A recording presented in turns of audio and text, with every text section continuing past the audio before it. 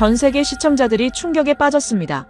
LA에서 도시 리뷰 채널을 운영하는 유튜버가 한국을 방문했습니다. 그의 계획은 명확했습니다. 한국이 과대평가됐다는 걸 보여주는 폭로 영상을 만드는 것이었죠. 하지만 서울에서 보낸 3주는 그의 생각을 완전히 바꿔놓았습니다. 지하철에 둔 노트북이 3일 만에 돌아왔고 공항 입국 심사가 19분 만에 끝났으며 응급실에서 받은 청구서는 15만 원이었습니다. LA에서 같은 치료를 받았을 때는 3,200달러였죠. 새벽거리는 낮보다 안전했고 택배는 4시간 만에 도착했습니다. 그가 올린 솔직한 고백 영상에 미국인들은 충격을 받았고 한국인들은 환호했습니다. 지금부터 그가 직접 밝힌 한국의 충격적인 모습 탑10을 확인해 보겠습니다. 한국 최고라고 댓글을 남겨주세요. 여러분의 구독과 좋아요는 아주 큰 힘이 됩니다. 노트북 화면을 노려보며 새로 고친 버튼을 또 눌렀습니다. 조회수가 거의 오르지 않고 있었어요.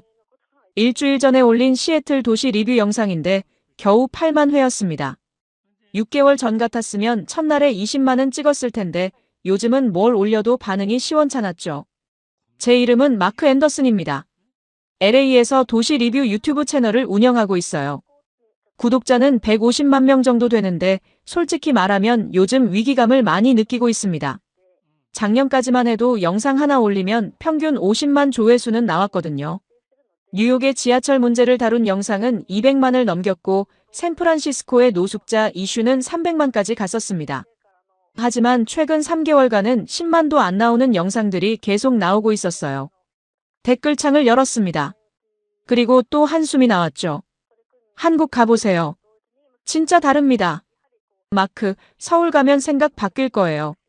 미국만 리뷰하지 말고 한국 시스템 좀 보세요. 한국 도시 안 가보고 뭘 안다고 그래요? 몇 주 전부터 이런 댓글들이 도배되기 시작했습니다. 처음에는 무시했어요. 한국이요? 솔직히 별 관심 없었습니다. 제가 주로 다루는 건 미국과 유럽 도시들이었고 그게 제 전문 분야였으니까요. 아시아 도시들은 제 채널 콘셉트랑 안 맞는다고 생각했습니다. 그런데 댓글은 계속 늘어났고 급기야 지난주 영상에는 상위 댓글 10개 중 8개가 한국 관련이었어요. 짜증이 났습니다. 왜 자꾸 한국 타령인지 이해가 안 됐죠. 그날 밤 친구 제이슨과 전화 통화를 했습니다. 제이슨은 저랑 같이 콘텐츠 크리에이터로 일하는 친구인데 구독자는 80만 정도 됩니다. 야 마크, 요즘 조회수 어때? 제이슨이 물었고 저는 솔직하게 답했어요. 망했어. 뭘 올려도 10만도 안 나와. 구독자들은 맨날 한국 가라는 댓글만 달고. 제이슨이 웃더군요. 그럼 가면 되잖아. 한국 영상 하나 찍어. 아니, 왜 내가 한국을 가야 돼? 거기가 뭐가 그렇게 대단하다고 다들 난리야? 제이슨이 잠시 멈칫하더니 말했습니다. 솔직히 나도 잘 모르겠어. 근데 요즘 한국 콘텐츠가 핫하긴 해. BTS니 뭐니 하면서. 어쨌든 구독자들이 원하면 해주는 게 맞지 않아? 전화를 끊고 나서도 계속 생각했습니다. 그리고 문득 아이디어가 떠올랐어요. 한국을 가긴 가되 폭로 영상을 만드는 겁니다. 다들 한국이 대단하다고 하는데 정말 그런지 제가 직접 가서 확인해 보는 거죠. 그리고 과장된 부분들, 미화된 것들을 팩트로 까발리는 겁니다. 생각할수록 괜찮은 기획 같았어요. 조회수도 확실히 나올 것 같았고요. 다음 날 바로 영상을 하나 찍었습니다. 여러분, 드디어 결정했습니다. 한국 갑니다. 카메라를 보며 씩 웃었어요. 다들 한국이 얼마나 대단한지 댓글로 난리인데 제가 직접 가서 확인해 보겠습니다. 3주 동안 서울에서 지내면서 진짜 모습을 보여드릴게요. 과연 여러분이 말하는 것만큼 대단한지 팩트 체크하겠습니다. 영상을 올리자마자 반응이 폭발했습니다. 드디어 기다렸어요. 한국 가서 제대로 보고 와요. 과대평가된 거 다 까발려주세요. 마크가 직접 가면 진실을 알 수 있을 거예요. 좋아요가 3만 개를 넘었고 조회수도 하루 만에 15만을 찍었습니다. 역시 한국이 키워드였구나 싶었죠. 비행기 티켓을 검색했습니다. LA에서 인천까지 왕복 티켓이 1,200달러 정도였어요. 3주 숙소는 에어비앤비로 잡았고 한 달에 1,500달러짜리 홍대 근처 원룸이었습니다. 촬영 장비를 챙기며 속으로 생각했어요. 3주면 충분할 겁니다. 서울 구석구석 다니면서 과장된 부분들 다 찍어오면 되니까요. 지하철이 그렇게 좋다는데 뉴욕이랑 비교해보면 되고 안전하다는데 LA 밤거리랑 비교하면 되죠. 출발 전날 밤 제이슨이 또 전화했습니다. 마크, 진짜 가는 거야? 응, 모레 출발이야. 근데 만약에 진짜 좋으면 어떡하려고? 저는 웃으며 답했어요. 설마. 다들 과장하는 거야. 가서 보면 별거 아닐 거야. 그렇게 저는 한국행 비행기에 올랐습니다. 노트북에는 이미 폭로 영상 제목을 몇 개 메모해 두었어요. 한국의 진실, 과대평가된 도시 서울, 한국이 숨기고 싶어하는 것들 같은 자극적인 제목들이었죠. 11시간 비행 끝에 인천공항에 도착했을 때 저는 확신하고 있었습니다. 3주 후면 구독자 200만을 찍을 거라고요. 비행기에서 내리자마자 카메라를 켰습니다. 인천공항 입국장으로 걸어가면서 주변을 촬영하기 시작했어요. 첫 인상부터 기록해야 나중에 비교할 수 있으니까요. 자, 지금 막 인천공항에 도착했습니다. 카메라를 향해 속삭이듯 말했습니다. LA 공항이랑 비교해 볼까요? 일단 복도는 깨끗하네요. 하지만 아직 입국 심사를 안 거쳤으니까 진짜 테스트는 지금부터죠. 입국 심사장으로 향하는데 표지판들이 눈에 들어왔습니다. 한글 아래 영어가 선명하게 병기되어 있었고 심지어 중국어와 일본어까지 있었어요. 화살표도 크고 명확했습니다. LA 공항은 표지판 찾느라 헤맨 적이 한두 번이 아니었는데 여기는 달랐죠. 입국 심사줄에 섰습니다. 사람들이 꽤 많았어요. 금요일 저녁 도착편이라 그런지 5개 라인이 모두 붐볐습니다. 속으로 생각했죠. 여기서 최소한 시간은 걸리겠네. LA 공항은 평균 2시간이니까 한국도 비슷하겠지. 시계를 봤습니다. 오후 7시 23분이었어요. 그런데 줄이 생각보다 빨리 움직였습니다. 앞 사람들이 심사대를 통과하는 속도가 상당히 빨랐거든요. 한 사람당 30초에서 1분 정도.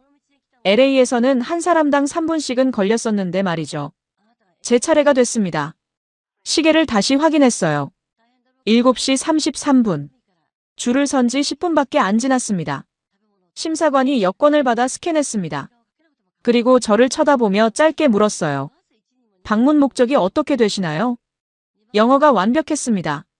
억양도 거의 없었어요. 관광입니다. 3주 정도 있을 예정이에요. 심사관이 고개를 끄덕이며 몇 가지 더 물었습니다. 어디 묵는지, 직업이 뭔지 같은 기본적인 질문들이었죠.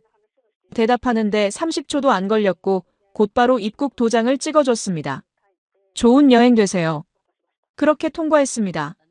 전체 소요 시간 1분도 안 됐어요. 수화물 찾는 곳으로 이동했습니다. 전광판을 보니 제 비행편 번호 옆에 수화물 벨트 번호가 표시되어 있었어요. 5번 벨트였습니다. 그쪽으로 걸어가는데 이미 가방들이 나오기 시작하고 있었습니다.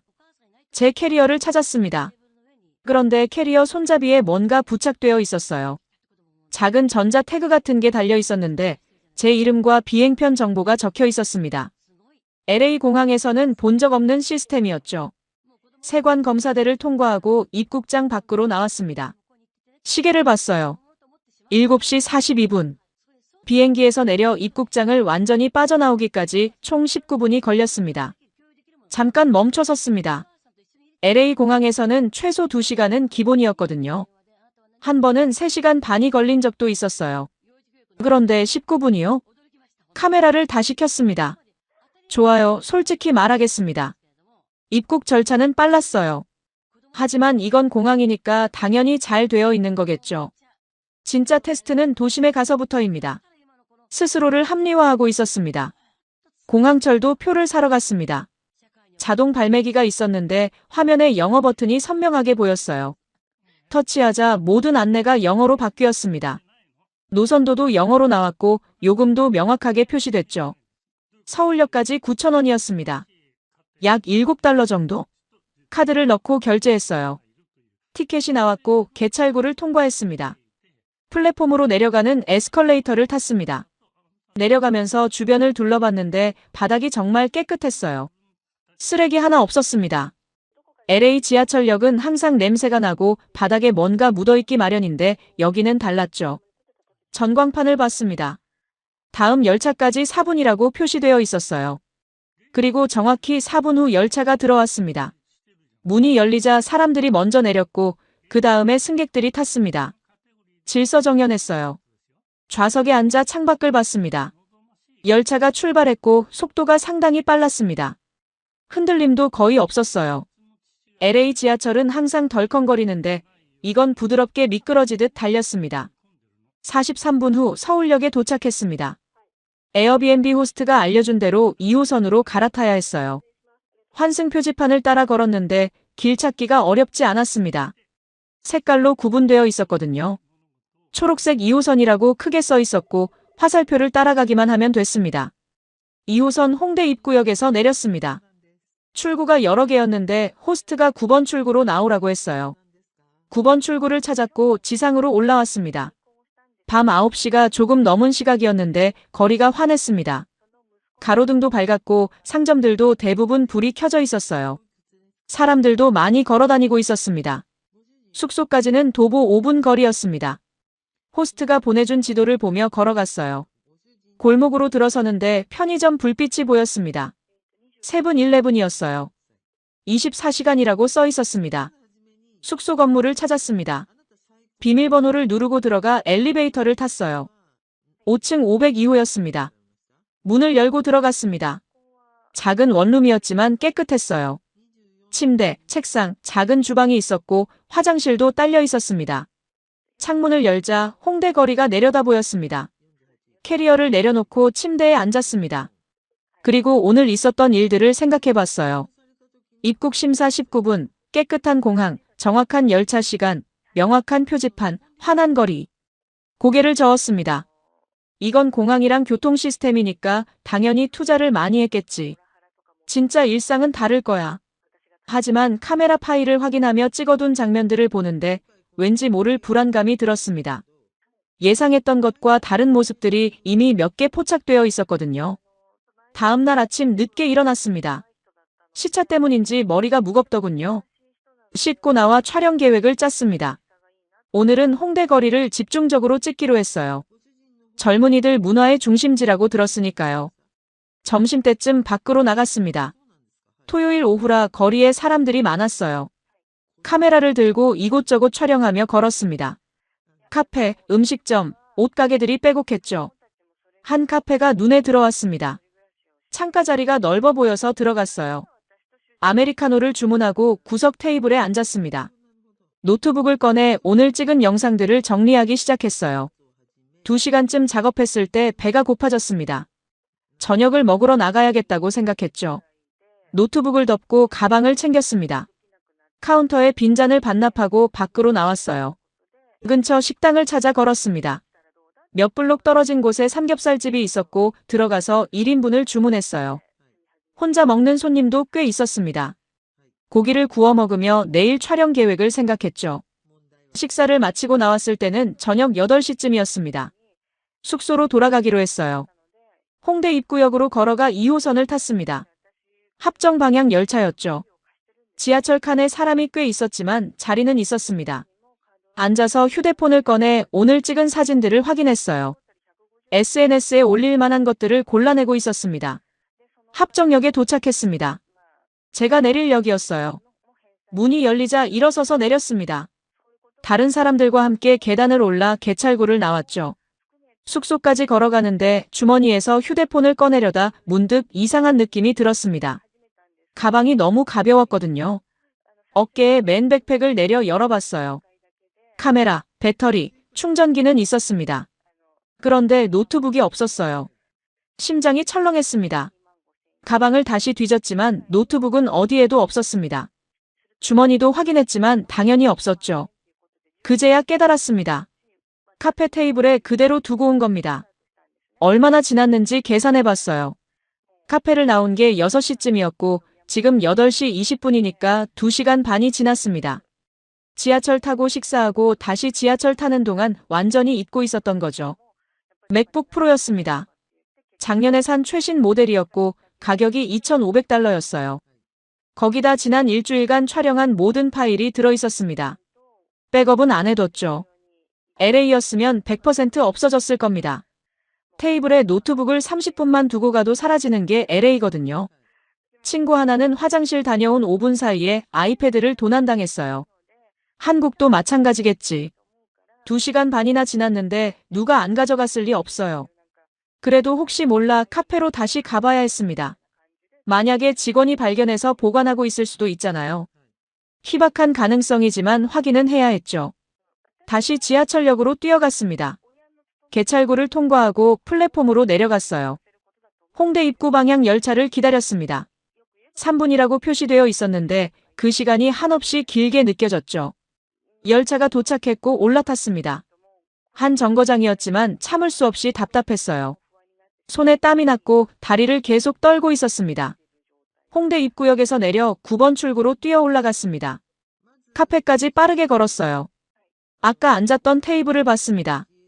다른 손님이 앉아 있었습니다. 커플이었어요. 테이블 위에는 그들의 음료와 노트북만 있었죠. 카운터로 갔습니다. 직원이 웃으며 물었어요. 주문하시겠어요? 영어로 말했습니다.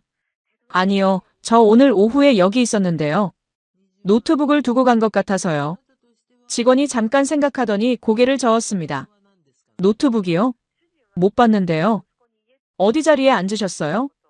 저기 창가 구석이요. 손가락으로 가리켰어요. 아, 거기요. 잠깐만요. 직원이 안쪽으로 들어가더니 다른 직원과 이야기를 나눴습니다. 그리고 돌아와서 말했어요. 오후 6시쯤 청소할 때는 없었대요.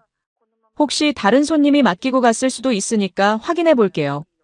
뒤쪽 작은 방으로 들어갔다가 빈손으로 나왔습니다. 죄송한데 여기는 없네요. 알겠습니다. 감사합니다. 카페를 나왔습니다. 예상했던 결과였어요. 2시간 반이나 지났는데 그대로 있을 리가 없죠. 체념하며 숙소로 걸어갔습니다. 머릿속으로 계산하고 있었어요.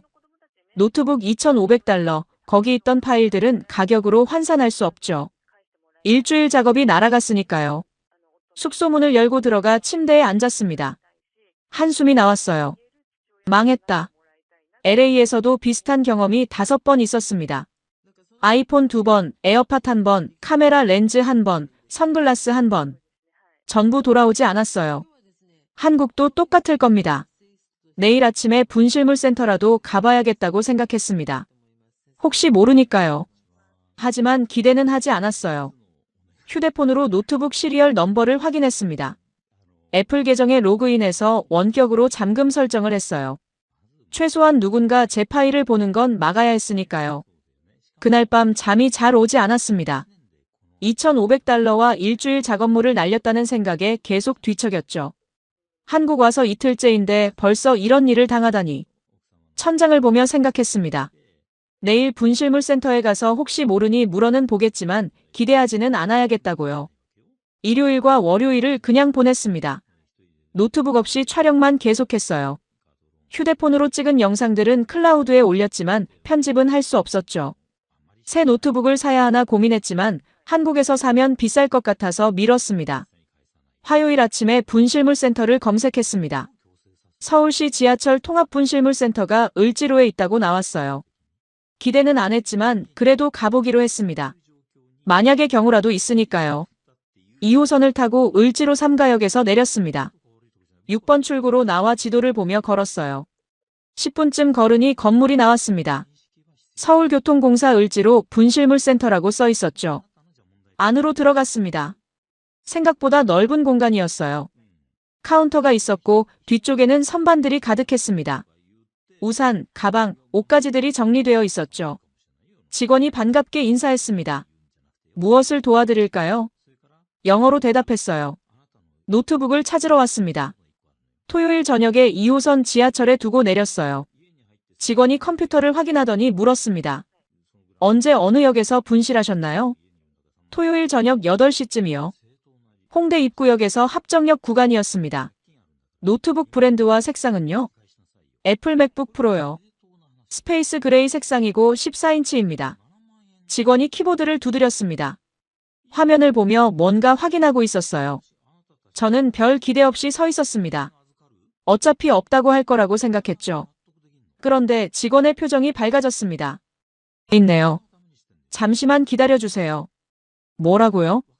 깜짝 놀라 되물었습니다. 토요일 밤 9시에 접수된 맥북 프로가 있어요. 2호선 청소 담당자가 발견해서 맡겨주셨네요. 직원이 뒤쪽 방으로 들어갔습니다. 저는 그 자리에 멍하니 서 있었어요. 정말 있다고요? 믿을 수가 없었습니다.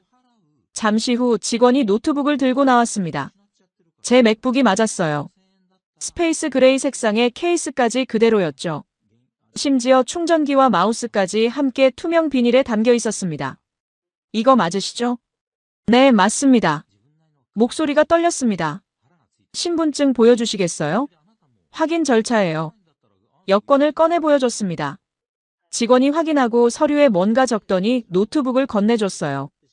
여기 있습니다. 확인해 보세요. 노트북을 받아들었습니다. 무게감이 느껴졌어요. 진짜였습니다. 케이스를 열어봤습니다. 화면에 지문 하나 없이 깨끗했고 충전기 선도 정리되어 있었어요. 어떻게 이게 가능하죠? 제가 물었습니다. 직원이 고개를 갸웃했어요. 뭐가요? 아니, 토요일 밤에 잃어버렸는데 지금 화요일이잖아요. 3일이나 지났는데 그대로 있다는 게요. 직원이 웃으며 말했습니다. 당연한 일인데요. 저희가 맡은 물건은 다 보관하고 있어요. 주인이 찾아올 때까지요. 그냥 당연하다는 표정이었습니다. 특별한 일도 아니라는 듯이요. 미국에서는 상상도 못할 일이에요. 테이블에 30분만 놔둬도 없어지는데 지하철에 놔두고 3일 후에 찾는다는 건요. 직원이 부드럽게 웃었습니다. 여기는 한국이에요. 대부분 돌려받으실 수 있어요. 감사합니다. 정말 감사합니다. 계속 고맙다고 말했습니다. 직원이 손을 흔들며 천만에요라고 했어요. 분실물 센터를 나와 건물 앞 벤치에 앉았습니다. 노트북을 무릎에 올려놓고 한동안 바라만 봤어요. 2,500달러짜리 맥북 프로가 3일 만에 그대로 돌아왔습니다. LA에서는 5번 물건을 잃어버렸고 단 한 번도 돌아온 적이 없었습니다. 아이폰은 30분 만에 사라졌고 에어팟은 의자에 놔둔 지 10분 만에 없어졌어요. 카페 테이블에 둔 선글라스도 화장실 다녀온 사이에 증발했죠. 그런데 서울에서는 지하철 좌석에 노트북을 두고 내렸는데 청소 직원이 발견해서 보관하고 주인에게 돌려줍니다. 충전기와 마우스까지 함께요. 가방에서 카메라를 꺼냈습니다. 켜서 제 얼굴을 향했어요. 녹화 버튼을 눌렀습니다. 여러분, 솔직히 말하겠습니다. 카메라를 똑바로 봤습니다. 토요일에 노트북을 지하철에 두고 내렸어요. 2,500달러짜리 맥북 프로였죠. LA였으면 100% 없어졌을 겁니다. 근데 지금 3일 후에 분실물 센터에서 찾았습니다. 충전기랑 마우스까지 전부 그대로요. 잠시 멈췄다가 계속했습니다. 이건 인정합니다. 정말로요. 미국에서는 절대 일어날 수 없는 일이에요. 녹화를 멈췄습니다. 노트북을 가방에 넣고 일어섰습니다. 지하철역으로 걸어가면서 계속 생각했어요. 한국에 온 지 나흘째인데 이미 예상이 어긋나기 시작했습니다. 폭로 영상을 만들려고 왔는데 오히려 인정해야 할 것들이 생기고 있었죠. 금요일 밤이었습니다. 클럽 촬영을 위해 강남으로 갔어요. 한국의 나이트라이프를 담아야 도시의 전체 모습을 보여줄 수 있으니까요. 클럽 입구에 줄이 길게 늘어서 있었습니다. 젊은 사람들이 대부분이었어요. 20대 초중반으로 보였죠. 입장료를 내고 들어갔습니다. 안은 시끄럽고 어두웠어요. 음악 소리가 귀를 찢을 듯했고 사람들이 춤을 추고 있었습니다. 카메라를 꺼내 주변을 찍었습니다. LA 클럽과 크게 다르지 않았어요. 같은 EDM 음악이 흘렀고 바에서는 술을 팔았죠. 다만 사람들이 좀 더 절제되어 보였습니다. 취해서 비틀거리는 사람은 있었지만 싸우거나 소리 지르는 사람은 없었어요. 2시간 정도 촬영하고 나왔습니다. 시계를 보니 새벽 1시 40분이었어요. 배가 고파서 근처에 편의점을 찾았습니다. GS25가 보였습니다. 24시간 영업이라는 표시가 환하게 빛나고 있었어요. 안으로 들어갔습니다. 편의점 안은 밝았습니다. 형광등 불빛이 모든 선반을 비추고 있었죠. 삼각김밥 코너로 갔어요. 종류가 정말 많았습니다. 참치, 불고기, 김치, 치즈 등 10가지가 넘었죠. 2개를 골라 들고 음료 코너로 갔습니다. 그때 입구 쪽에서 웃음소리가 들렸어요. 고개를 돌려봤습니다. 여학생 3명이 들어오고 있었습니다. 교복을 입고 있었어요. 회색 치마에 흰색 블라우스였죠. 고등학생으로 보였습니다. 3명 모두 편의점 안으로 들어와 아이스크림 냉동고 앞에 섰어요. 새벽 2시에 고등학생들이 편의점에요? 놀라서 그 장면을 지켜봤습니다. 여학생들은 아이스크림을 하나씩 골라 계산대로 갔어요. 돈을 내고 포장을 뜯어 바로 먹기 시작했습니다. 그러고는 편의점 앞 테이블에 앉았죠. 혼자였습니다. 부모도 없었고 남자친구도 없었어요. 그냥 친구들끼리 새벽에 편의점에서 아이스크림을 먹고 있었습니다. 카메라를 조심스럽게 꺼냈습니다. 학생들이 보이지 않게 낮은 각도로 들고 속삭이듯 녹음했어요. 지금 새벽 2시입니다. 편의점 앞에 고등학생으로 보이는 여학생 3명이 혼자 앉아서 아이스크림 먹고 있어요. LA였으면 상상도 못할 장면입니다. LA에서 새벽 2시에 10대 여자애들이 혼자 돌아다니는 건 자살 행위나 마찬가지였습니다. 부모들은 절대 허락하지 않을 거예요. 납치, 강도, 성폭행 위험이 너무 크니까요. 그런데 여기서는 여학생들이 아무렇지 않게 편의점에서 아이스크림을 먹고 있었습니다. 불안해 보이지도 않았어요. 그냥 평범한 일상처럼 웃고 떠들고 있었죠. 계산을 하고 밖으로 나왔습니다. 지하철역으로 걸어가는데 거리에 사람들이 꽤 많았어요. 클럽에서 나온 사람들, 늦게까지 일한 직장인들, 술 마신 사람들이 뒤섞여 걸어다니고 있었습니다. 그 중에 혼자 걷는 여성들이 눈에 띄었습니다. 하이힐을 신고 걷는 20대 여성, 운동복 차림의 30대 여성, 편의점 봉투를 든 40대 여성까지 다양했어요. 모두 자연스럽게 걷고 있었습니다. 뒤를 돌아보거나 걸음을 빨리 하는 사람도 없었죠. 강남역 지하철 입구로 들어갔습니다.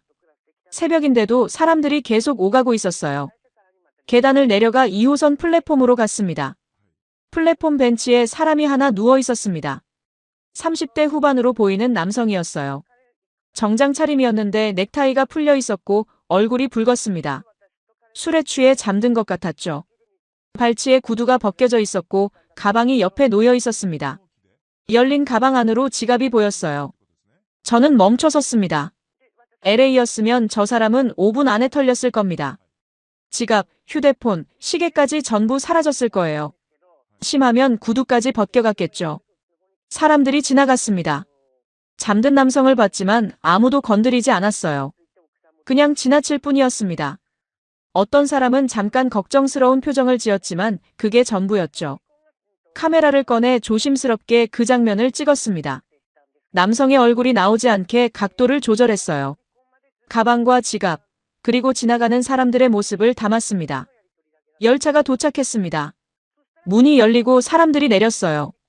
저도 타려고 했는데 플랫폼 반대편에서 영무원 2명이 오는 게 보였습니다. 영무원들이 잠든 남성에게 다가갔어요. 한 명이 어깨를 가볍게 흔들었습니다. 손님, 일어나세요. 여기서 주무시면 안 돼요. 남성이 눈을 뜨지 않았습니다. 영무원이 조금 더 세게 흔들었어요. 손님, 일어나셔야 해요. 남성이 신음소리를 내며 눈을 떴습니다. 초점이 없었어요. 완전히 취한 상태였죠. 영무원이 남성을 일으켜 앉혔습니다. 그리고 무전기로 뭔가 이야기했어요. 잠시 후 경찰 2명이 나타났습니다. 경찰이 남성을 부축해 일으켰습니다. 구두를 신겨주고 가방을 챙겨줬어요. 그리고 계단 위로 천천히 데려갔습니다. 저는 그 뒤를 따라갔습니다. 지상으로 올라가니 택시 한 대가 대기하고 있었어요. 경찰이 남성을 택시에 태웠습니다. 지갑에서 신분증을 꺼내 주소를 확인하고 기사에게 알려줬죠. 집까지 모셔다 드려주세요. 기사가 고개를 끄덕였습니다. 택시가 출발했어요. 경찰 2명이 돌아서서 다시 역 안으로 들어갔습니다. 저는 그 자리에 서서 방금 본 장면을 곱씹었어요. 취해서 잠든 사람을 아무도 건드리지 않았습니다. 지갑이 보였는데도 가져가지 않았어요. 영무원이 깨웠고 경찰이 와서 집까지 데려다 주도록 조치했습니다. LA였다면 완전히 달랐을 겁니다. 10분 안에 소지품이 전부 사라졌을 거예요. 경찰이 왔다면 술 취한 불황자라고 치부하고 쫓아냈겠죠. 다시 지하철을 타고 홍대로 돌아왔습니다. 숙소까지 걸어가는 내내 생각했어요. 새벽 2시에 여학생들이 편의점에서 아이스크림을 먹고 여성들이 혼자 안전하게 걷고 취한 사람이 지갑을 그대로 두고 자도 아무도 훔치지 않고 경찰이 집까지 데려다주는 도시. 이런 도시가 정말 존재한다는 게 믿기지 않았습니다. 다음 날 저녁 명동에서 촬영했습니다. 쇼핑거리와 길거리 음식이 유명한 곳이라고 들었거든요. 관광객들이 정말 많았어요. 영어, 중국어, 일본어가 뒤섞여 들렸습니다. 길거리 음식 노점들이 줄지어 있었습니다. 떡볶이, 순대, 호떡, 붕어빵 같은 것들이었어요. 카메라에 담으며 하나씩 사 먹어봤습니다. 대부분 맛있었죠. 한 노점에서 매운 닭꼬치를 샀습니다. 빨간 소스가 발라져 있었어요. 한 입 베어 물었는데 생각보다 훨씬 매웠습니다. 혀가 얼얼했지만 맛있어서 계속 먹었어요. 3개를 다 먹고 물을 찾았습니다. 편의점에서 물을 사서 마셨습니다. 매운맛이 조금 가라앉았어요. 계속 촬영하며 명동 거리를 돌아다녔습니다. 숙소로 돌아온 건 밤 11시쯤이었습니다. 샤워하고 침대에 누웠는데 배가 이상했어요. 뭔가 꿀렁거리는 느낌이 들었죠. 처음에는 무시했습니다. 그냥 많이 먹어서 그런가 보다 했어요. 그런데 30분쯤 지나자 통증이 시작됐습니다. 배가 쥐어짜듯 아팠어요. 화장실로 뛰어갔습니다. 설사가 시작됐죠. 1시간 동안 화장실을 4번 갔습니다. 배는 계속 아팠고 식은땀이 났어요. 열도 나는 것 같았습니다. 이마를 만져보니 뜨거웠죠. 새벽 2시가 넘었습니다. 상태가 나아지지 않았어요. 오히려 더 심해졌습니다. 구토까지 시작됐거든요. 병원에 가야겠다고 판단했습니다. 휴대폰으로 근처 응급실을 검색했어요. 서울대학교 병원 응급의료센터가 가장 가까웠습니다. 도보로 15분 거리였죠. 옷을 주워 입고 밖으로 나갔습니다. 걸으면서도 배가 계속 아팠어요. 식은땀이 등을 타고 흘렀습니다. 병원 응급실 입구를 찾았습니다. 자동문이 열리며 차가운 공기가 나왔어요. 안으로 들어가니 접수 데스크가 보였습니다. 간호사가 물었어요. 어떻게 오셨어요? 영어로 대답했습니다. 배가 아프고 설사를 해요. 구토도 하고요. 간호사가 영어로 답했습니다. 알겠습니다. 여권 있으세요? 여권을 건넸어요. 간호사가 정보를 입력하더니 간단한 서류를 줬습니다. 여기 작성해 주세요. 증상이랑 언제부터 아팠는지요. 서류를 받아 작성했습니다. 손이 떨렸지만 최대한 또박또박 썼어요. 다 쓰고 제출하니 간호사가 체온계를 건넸습니다. 체온 재주세요. 겨드랑이에 끼웠습니다. 삐소리가 나자 확인했어요. 38.2도였습니다. 열이 있네요. 잠시만 기다려주세요. 곧 불러드릴게요. 대기실 의자에 앉았습니다. 시계를 봤어요. 새벽 3시 10분이었습니다. 대기실에 사람이 몇 명 있었습니다. 다리를 다친 남성, 기침하는 할머니, 아이를 아는 엄마까지 5명 정도였어요. LA 응급실 같았으면 최소 20명은 있었을 겁니다. 20분쯤 기다렸습니다. 이름이 호명됐어요. 마크 앤더슨. 일어나서 간호사를 따라갔습니다. 진료실로 안내받았어요. 의사가 앉아 있었습니다. 40대 정도로 보이는 여성이었죠. 안녕하세요. 어디가 불편하세요? 역시 영어였습니다. 배가 아프고 설사를 해요. 1시간에 4번 정도 화장실 갔고 구토도 했습니다. 의사가 고개를 끄덕이며 배를 눌러 확인했습니다. 여기 아파요? 네, 아파요. 언제부터였어요? 저녁 11시쯤부터요. 뭐 드셨어요? 길거리에서 매운 닭꼬치 먹었습니다. 의사가 미소 지었어요. 아마 급성 장염인 것 같네요. 링거 맞고 약 처방받으시면 나아질 거예요. 처치실로 옮겨졌습니다. 간호사가 팔에 링거 바늘을 꽂았어요. 투명한 액체가 천천히 들어오기 시작했습니다. 30분 정도 걸려요. 간호사가 말하고 나갔습니다. 침대에 누워 천장을 봤습니다. 링거 맞는 동안 배 통증이 조금씩 가라앉는 게 느껴졌어요. 링거가 다 들어갔습니다. 간호사가 와서 바늘을 빼고 반창고를 붙여줬어요. 처방전 드릴게요. 1층 약국에서 약 받으세요. 진료실로 다시 갔습니다. 의사가 처방전을 건넸어요. 하루 3번 식후에 드세요. 이틀 정도면 괜찮아질 거예요. 수분 많이 섭취하시고요. 감사합니다. 수납 창구로 갔습니다. 직원이 계산서를 내밀었어요. 15만 원입니다. 잠깐 멈췄습니다. 15만 원이요? 네. 진료비, 링거, 처방전 포함해서요. 계산기를 꺼내 환율을 계산했습니다. 한 달러가 약 1,300원이니까 115달러 정도였어요. 보험 없이 이 가격인가요? 네, 외국인 환자라 보험 적용 안 되는 가격이에요. 믿을 수가 없었습니다. 작년 LA에서 비슷한 증상으로 응급실에 갔던 적이 있었습니다. 배탈이었는데 똑같이 링거 맞고 약 처방받았어요. 청구서가 3,200달러 나왔습니다. 보험 적용 후에도 800달러를 냈죠. 그런데 여기서는 보험도 없이 115달러요? 카드를 건넸습니다. 결제가 됐어요. 영수증을 받아들고 멍하니 서 있었습니다. 1층 약국으로 내려갔습니다. 처방전을 내밀자 약사가 약을 준비했어요. 3분도 안 걸렸습니다. 약값은 청구서에 포함되어 있어요. 약 봉투를 받아들었습니다. 병원을 나왔습니다. 새벽 4시 30분이었어요. 하늘이 조금씩 밝아지고 있었습니다. 벤치에 앉았습니다. 영수증을 다시 봤어요. 15만 원. 진료, 링거, 약 전부 포함해서요. LA에서는 3,200달러였습니다. 한국에서는 115달러였어요. 거의 30배 차이였습니다. 가방에서 카메라를 꺼냈습니다. 그런데 켜지 않았어요. 그냥 무릎 위에 올려두고 앉아 있었습니다. 한참을 그렇게 있었습니다. 해가 떠오르기 시작했고 거리에 사람들이 하나둘 나타났어요. 일어서서 숙소로 걸어갔습니다. 걸으면서 계속 생각했습니다. 한국을 폭로하러 왔는데 점점 미국 시스템에 문제가 보이기 시작했습니다. 3주가 지났습니다.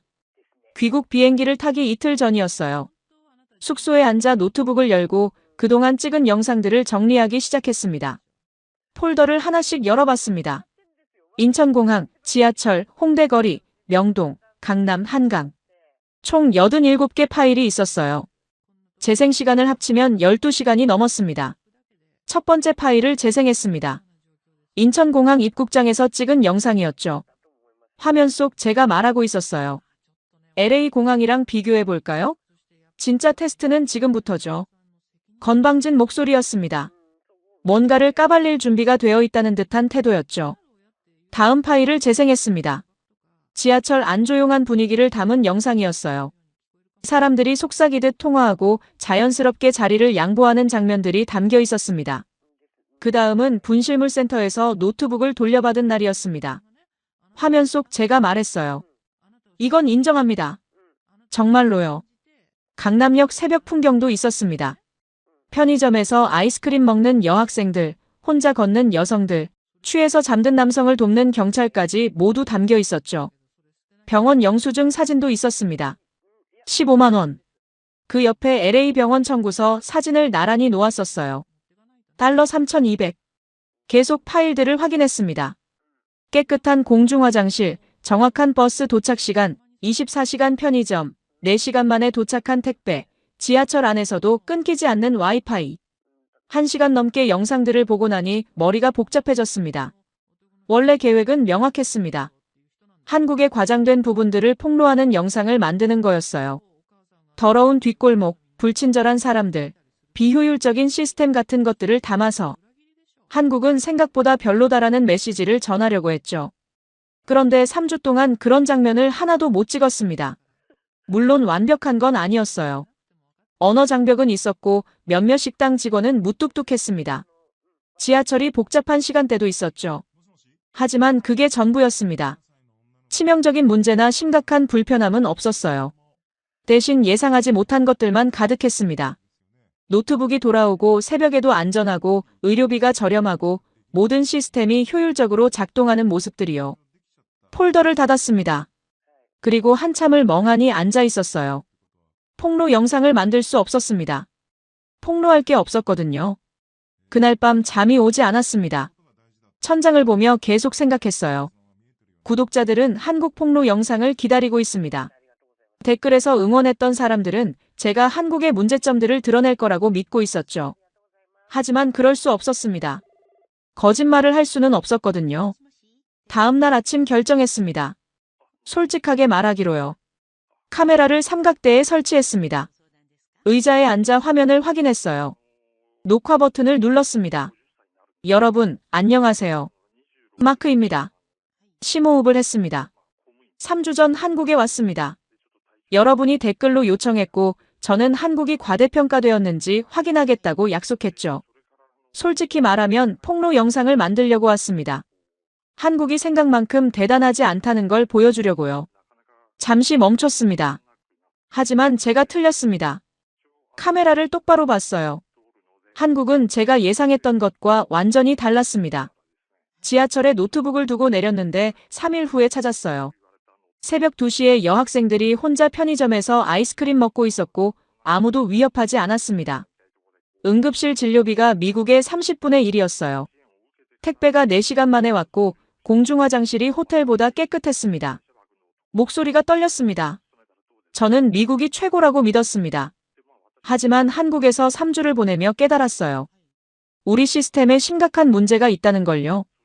안전, 효율성, 공공서비스, 의료 접근성 모든 면에서 한국이 앞서 있었습니다. 한숨을 쉬었습니다. 폭로 영상을 기대하신 분들께 죄송합니다. 하지만 저는 거짓말할 수 없어요. 제가 본 걸 솔직하게 말하는 게 제 일이니까요. 한국은 과대평가되지 않았습니다. 오히려 제대로 평가받지 못하고 있어요. 녹화를 멈췄습니다. 영상을 편집했습니다. 그동안 찍은 장면들을 넣었어요. 깨끗한 거리, 조용한 지하철, 분실물센터, 병원 영수증까지 모두 담았습니다. 제목을 정했습니다. 제가 한국에 대해 완전히 틀렸습니다. 설명란에 썼어요.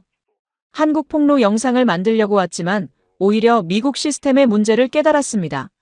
솔직한 고백입니다. 업로드 버튼을 눌렀습니다. 영상이 올라간 지 1시간 만에 댓글이 쏟아지기 시작했습니다. 배신자네요. 한국한테 돈 받았어요? 실망입니다. 폭로 영상 기대했는데. 구독 취소합니다. 하지만 다른 댓글들도 있었어요. 솔직해서 좋아요. 진짜 유튜버네요. 인정할 건 인정하는 모습 멋있어요. 이래서 마크를 좋아합니다. 정직하니까. 조회수가 빠르게 올라갔습니다. 6시간 만에 10만을 넘었고 12시간 후에는 30만이었어요. 다음 날 아침 확인하니 80만을 찍었습니다. 구독자 숫자를 봤습니다. 140만이었어요. 10만이 빠졌습니다. 예상했던 일이었죠. 그런데 오후에 다시 확인하니 165만이었습니다. 25만이 새로 구독했어요. 저녁에는 170만이 됐습니다. 댓글창을 열었습니다. 정직한 리뷰 감사합니다. 구독했어요. 한국인인데 객관적으로 봐주셔서 고마워요. 미국인이 인정하니까 더 신뢰가 가네요. 다음에 일본도 이렇게 솔직하게 리뷰해주세요. 노트북을 닫았습니다. 창밖을 봤어요. 홍대 거리가 저녁 불빛으로 환하게 빛나고 있었습니다. 폭로 영상으로 조회수를 올리려던 계획은 실패했습니다. 하지만 솔직한 영상으로 더 많은 사람들에게 닿았어요. 귀국 비행기는 내일 오후 3시였습니다. 짐을 싸야 했는데 손이 가지 않았어요. 침대에 앉아 창밖만 바라보고 있었습니다. 3주가 너무 빨리 지나갔습니다. 처음 왔을 때는 길게 느껴질 거라고 생각했어요. 낯선 나라에서 3주면 지루할 거라고 생각했죠. 하지만 전혀 그렇지 않았습니다. 휴대폰을 열어 사진첩을 봤습니다. 687장이 찍혀 있었어요. 인천공항, 지하철, 한강, 명동, 강남, 홍대 골목길까지 모든 순간이 담겨 있었습니다. 영상도 확인했습니다. 어제 올린 사과 영상이 이제 150만 조회수를 넘었어요. 댓글도 2만 개가 넘었습니다. 대부분 긍정적인 반응이었죠. 마크, 한국에서 더 콘텐츠 만들어주세요. 서울 시리즈로 계속해주면 좋겠어요. 미국인 시점에서 보는 한국 일상이 재밌어요. 다음에 부산도 가보세요. 댓글들을 읽으면서 생각했습니다. 3주로는 부족했어요. 겉핥기만 한 느낌이었습니다. 서울만 봤을 뿐이고 부산, 제주도, 경주 같은 다른 도시는 가보지도 못했죠. 그리고 솔직히 떠나고 싶지 않았습니다. LA로 돌아가면 뭐가 기다리고 있을까요? 2시간씩 걸리는 입국 심사, 더러운 지하철, 밤에 혼자 걸을 수 없는 거리, $3,000짜리 병원비. 익숙한 것들이지만 이제는 불편하게 느껴졌어요. 한국에서는 달랐습니다. 모든 게 작동했어요. 효율적이고 안전하고 합리적이었습니다. 처음에는 낯설었지만 이제는 편안했죠. 노트북을 열었습니다. 새로운 문서를 만들고 제목을 썼어요. 한국 시리즈 기획안. 타이핑을 시작했습니다. 에피소드 1 한국 대중교통이 세계 최고인 이유. 에피소드 2 24시간 편의점 문화. 에피소드 3 한국 의료 시스템의 비밀. 에피소드 4 왜 한국이 이렇게 안전한가. 에피소드 5 배달 문화의 모든 것. 아이디어가 계속 떠올랐습니다. 손가락이 키보드 위에서 멈추지 않았어요. 30분 만에 15개 에피소드 기획이 나왔습니다. 문득 깨달았습니다. 이걸 하려면 한국에 더 있어야 한다는 걸요. 비자를 검색했습니다. 관광 비자는 90일까지 연장 가능하다고 나왔어요. 출입국 관리사무소에 가서 신청하면 된다고 했습니다. 시계를 봤습니다. 오후 2시였어요. 출입국 관리사무소 업무 시간을 확인하니 6시까지였습니다. 지금 가면 될 것 같았죠. 가방을 들고 밖으로 나갔습니다. 지하철을 타고 서울 출입국 외국인청으로 갔어요. 건물 안으로 들어가니 번호표를 뽑는 기계가 있었습니다. 번호표를 뽑고 대기했습니다. 20분쯤 기다리니 제 번호가 호출됐어요. 창구로 갔습니다. 직원이 물었습니다. 어떻게 오셨어요? 비자 연장 신청하러 왔습니다. 여권 주세요. 여권을 건넸어요. 직원이 확인하더니 서류를 줬습니다. 이거 작성하시고 수수료 6만 원 내시면 돼요. 연장 사유는 뭐예요? 관광이요. 한국을 더 보고 싶어서요. 직원이 미소 지으며 고개를 끄덕였습니다. 알겠습니다. 작성하시면 다시 불러드릴게요. 서류를 작성했습니다. 이름, 여권번호, 체류 예정 기간을 적었어요. 다시 창구로 갔습니다. 서류를 제출하고 수수료를 냈어요. 직원이 여권에 도장을 찍었습니다. 3개월 연장됐어요. 즐거운 시간 보내세요. 여권을 받아들었습니다. 새로 찍힌 도장을 봤어요. 유효기간이 3달 늘어나 있었습니다. 감사합니다. 건물을 나왔습니다. 햇살이 따뜻했어요. 여권을 가방에 넣으며 미소가 지어졌습니다. LA 집을 생각했습니다. 월세 계약이 6개월 남아 있었어요. 친구 제이슨에게 전화했습니다. 제이슨, 나야. 마크, 내일 오는 거 맞지? 아니, 그게 계획이 바뀌었어. 뭐? 한국에 3개월 더 있기로 했어. 비자 연장했어. 잠시 침묵이 흘렀습니다. 진심이야? 왜? 여기서 할 게 많아. 새로운 시리즈 기획했고 찍을 게 산더미야. 그리고 솔직히 말하면 여기가 좋아. 제이슨이 웃었습니다. 알았어. 내 집은 어떡하고? 혹시 단기로 빌려 살 사람 없을까? 3개월 정도. 내가 알아볼게. 근데 마크, 너 진짜 변했구나. 나도 알아. 전화를 끊고 한강으로 갔습니다. 뚝섬 한강공원역에서 내려 강변을 걸었어요. 날씨가 정말 좋았습니다. 하늘은 맑았고 바람이 시원했죠. 카페를 찾았습니다. 한강이 보이는 2층 자리에 앉았어요. 아메리카노를 주문하고 창가에 앉아 강을 바라봤습니다. 노트북을 열었습니다. 새 영상 대본을 쓰기 시작했어요. 제목은 왜 저는 한국에 남기로 결정했는가였습니다. 타이핑하면서 생각했습니다. 3주 전 이곳에 왔을 때는 한국을 폭로하려고 했었죠. 과대평가됐다는 걸 증명하려고 했습니다. 하지만 지금은 완전히 달라졌어요. 한국이 가진 가치를 배우고 싶었고 그걸 세상에 알리고 싶었습니다. 해가 지기 시작했습니다. 한강이 주황빛으로 물들었어요. 사람들이 자전거를 타고 조깅하고 돗자리를 펴고 앉아 있었습니다.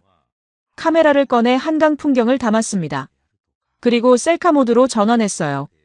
녹화 버튼을 눌렀습니다. 여러분, 업데이트가 있습니다. 화면을 보며 말했어요. 원래 오늘 LA로 돌아가기로 했었는데요. 계획을 바꿨습니다. 3개월 더 한국에 있기로 했어요. 비자 연장했고 새로운 시리즈를 만들 겁니다. 뒤를 가리켰습니다. 지금 한강에 앉아 있어요. 여기가 진짜입니다. 제가 찾던 게 바로 이거였어요. 효율적이고 안전하고 사람을 존중하는 사회요. 미소 지었습니다. 앞으로 몇 달간 한국의 다양한 모습을 보여드릴게요. 미국인 시점에서 솔직하게요.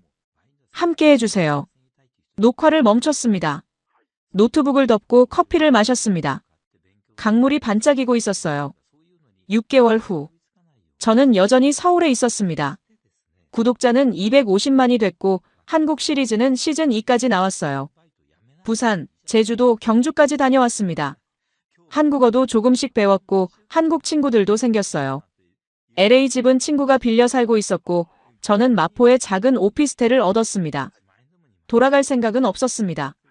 적어도 당분간은요. 여기가 제 자리였으니까요.